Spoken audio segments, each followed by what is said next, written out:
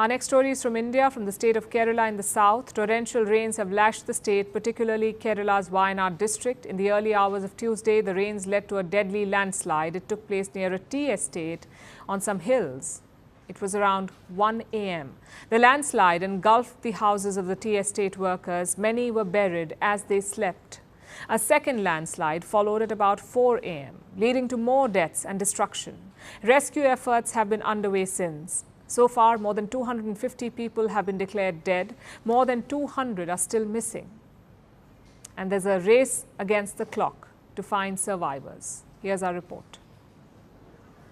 These are the visuals coming in from Wayanad.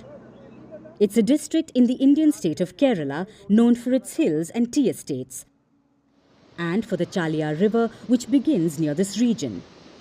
But those same hills and river have turned deadly.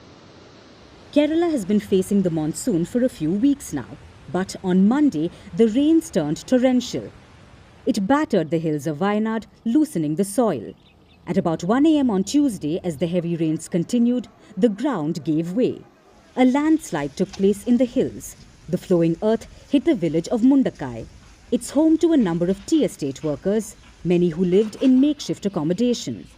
Most of them were asleep as the landslide swept through their village, and many were buried alive. My family was in Mundakai. They are all dead. They found 2 bodies, but they have yet to find the bodies of 6 to 7 other family members. I don't have a place to live now. I don't have the ability now to find work and build a home. So, I am sitting here distressed, wondering what to do next. Some of the villagers were swept away. Many are still missing, and the authorities are having a hard time locating them. Main issue is that some of the bodies, around 33 bodies were recovered from 25 kilometers away, that is nearby Nilambur. The incident happened here at Mundakai, and the body is recovered from 25 kilometers away. But the horror didn't end there. At about 4 a.m., a second landslide occurred. It hit the town of Churalmala. It led to another round of casualties and more people being swept away. Reports say 250 people have died. More than 200 are still missing. Search and rescue operations have been underway since Tuesday morning. The Indian Army is leading these efforts. Some people have been airlifted out of the region, but progress has been hampered by the rain, which has not stopped. The Wayanad district is still under a red alert for heavy rain.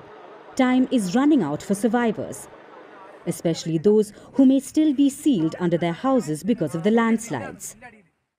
Indian Prime Minister Narendra Modi says he is monitoring the situation. He has announced compensations for the victims. He promised 2 lakh rupees to the families of those killed and 50,000 rupees to the people injured. Meanwhile, opposition leader Rahul Gandhi plans to visit Wayanad tomorrow. The district is one of the 2 that elected him to India's lower house of parliament, the Lok Sabha. Later, he gave up the Wayanad seat. Meanwhile, a political blame game seems to have begun. India's Home Minister Amit Shah says that Kerala was given early warnings about the heavy rain. However, Kerala's Chief Minister Pinarayi Vijayan has refuted Shah's claim. But while the situation in Wayanad remains volatile, all hands are needed on deck to save as many lives